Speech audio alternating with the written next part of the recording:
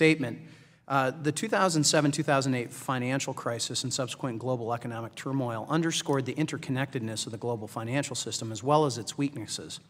Following the crisis, leaders from the United States and other countries have pursued a wide range of reforms to the international financial regulatory system.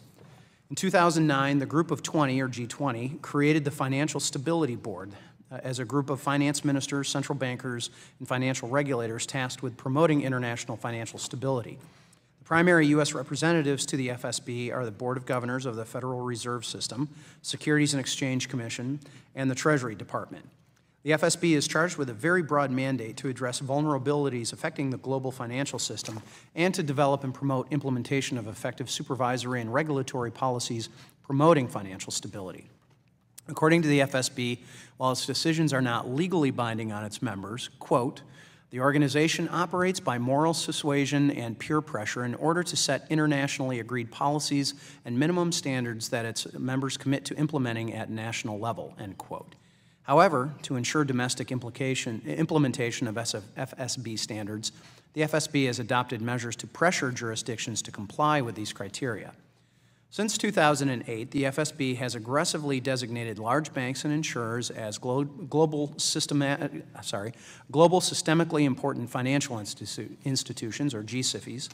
In fact, in July of 2013, the FSB designated 9 large insurance groups as GSIFIs, including 3 from the United States, American International Group, Prudential Financial, and MetLife Incorporated. Shortly thereafter, the FSOC appeared to rubber stamp the FSB's decision and named AIG, Prudential, and MetLife as SIFIs. Although the AIG decision was expected by many since the company had famously been bailed out by the Treasury and the Federal Reserve during the financial crisis, it's unclear as to why Prudential and MetLife were deemed SIFIs. If the FSOC SIFI designation has any validity, it must have the ability to act independently, meaning without interference from international regulatory entities, and describe how each decision was reached. For example, the Prudential decision was the first designation of a non-bank financial institution as a SIFI, although the firm had not yet suffered any significant financial distress during the financial crisis. However, the available evidence indicates that rather than exercising its own independent judgment about SIFI designations and other regulatory initiatives, the FSOC, led by the Treasury and Federal Reserve, instead outsourced its regulatory authority to the FSB.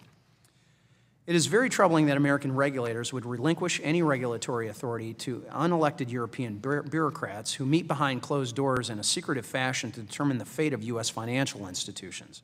Because very little is known about the FSB, I have very serious concerns about the arbitrary decision-making process used to formulate policy that is devoid of any and all public participation. It is important to note that the FSB has no supervisory authority or regulatory power to compel compliance with internationally agreed standards. However, it appears the FSB has become a shadow regulatory agency using backdoor channels to determine a one-size-fits-all approach to applying European standards on American financial institutions. Even in today's challenging economic environment, America has consistently outperformed our friends across the Atlantic. I find it mind-boggling that U.S. regulators would allow themselves to be, quote-unquote, pressured into ceding regulatory sovereignty to the very bureaucrats who have crippled innovation and ground economic growth to a halt in Europe. It is completely unacceptable, and I look forward to hearing from our witnesses today on these issues. The Chair now recognizes the ranking